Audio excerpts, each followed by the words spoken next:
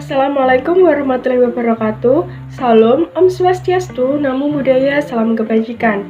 Halo teman-teman semua, perkenalkan nama saya Tarisa Indira Rahma Sintia dengan NIM 210810201073. Nah, pada kesempatan kali ini di mata kuliah Manajemen Keuangan Lanjutan dengan dosen pengampu Bapak Marmono Singgi, saya akan menjelaskan materi mengenai merger. Adapun subbab materi yang akan saya jelaskan pada kali ini yang pertama yaitu definisi merger, yang kedua tujuan melakukan merger, yang ketiga yaitu tipe atau model dari merger, dan yang terakhir yaitu tahap proses dari merger. Baik, jangan lupa untuk disimak hingga akhir video ya. Nah, apa sih yang dimaksud dengan merger? Merger adalah penggabungan dua atau lebih perusahaan menjadi satu, di mana perusahaan yang di-merger mengambil alih semua aset dan juga kewajiban perusahaan yang di-merger. Nah, selanjutnya, tujuan dari melakukan merger itu sendiri yaitu untuk meningkatkan nilai dari perusahaan, meningkatnya jangkauan perusahaan, segmen pasar, serta efisiensi produksi dapat tercapai secara lebih baik dengan adanya penggabungan usaha tersebut. Yang selanjutnya yaitu tipe dari merger. Nah, yang pertama ada merger horizontal. Merger horizontal adalah merger antara dua atau lebih perusahaan yang bergerak dalam industri yang sama. Sebelum terjadi merger, perusahaan-perusahaan ini tuh bersaing satu sama lain dalam pasar atau industri yang sama.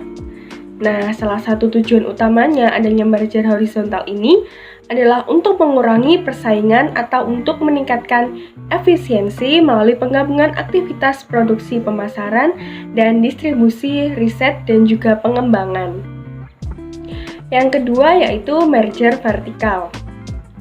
Merger vertikal adalah integrasi yang melibatkan perusahaan-perusahaan yang bergerak dalam tahapan-tahapan proses produksi atau operasi. Merger dalam tipe ini tuh dilakukan jika perusahaan yang berbeda pada industri itu hulu memasuki industri hilir ataupun sebaliknya. Yang ketiga yaitu merger konglomerat, yang merupakan merger dua atau lebih perusahaan yang masing-masing bergerak dalam industri yang tidak saling terkait. Merger konglomerat ini tuh terjadi apabila sebuah perusahaan berusaha mendiversifikasi bidang bisnisnya dengan memasuki bidang bisnis yang berbeda sama sekali dengan bisnis semula. Dan yang keempat ada merger ekstensi pasar. Merger ini adalah merger yang dilakukan oleh dua atau lebih perusahaan untuk secara bersama-sama memperluas area pasar. Adapun tujuannya yaitu untuk memperkuat jaringan pemasaran bagi produk masing-masing perusahaan.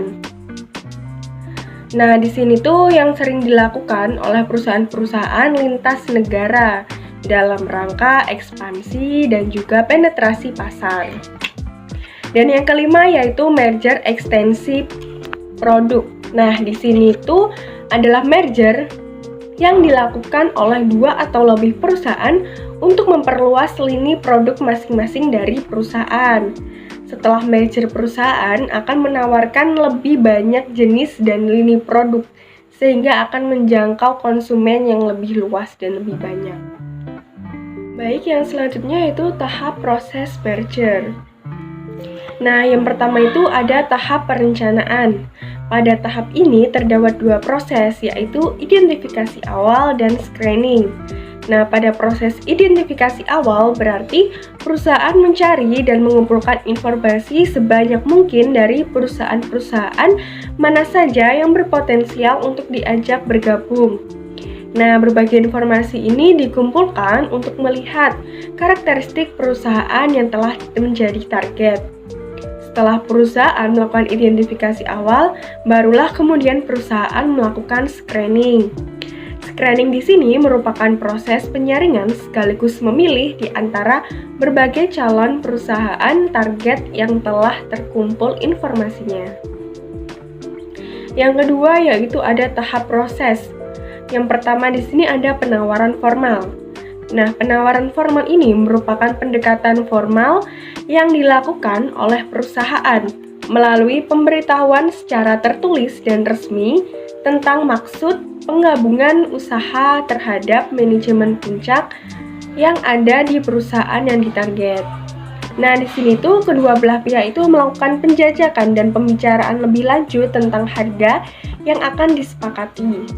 Yang kedua ada due diligence atau uji tuntas, yaitu suatu investigasi yang menyeluruh dan mendalam terhadap berbagai aspek perusahaan target.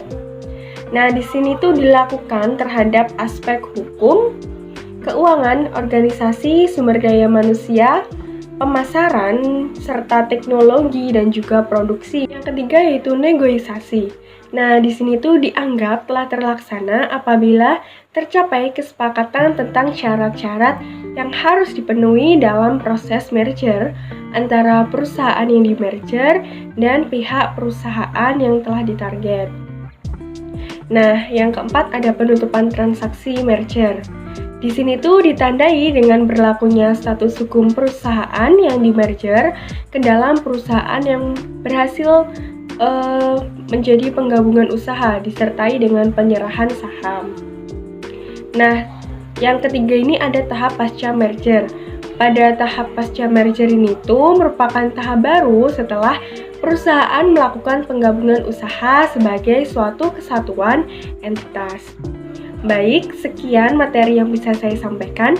Apabila ada kurang lebihnya, saya mohon maaf dan semoga bermanfaat. Wassalamualaikum warahmatullahi wabarakatuh.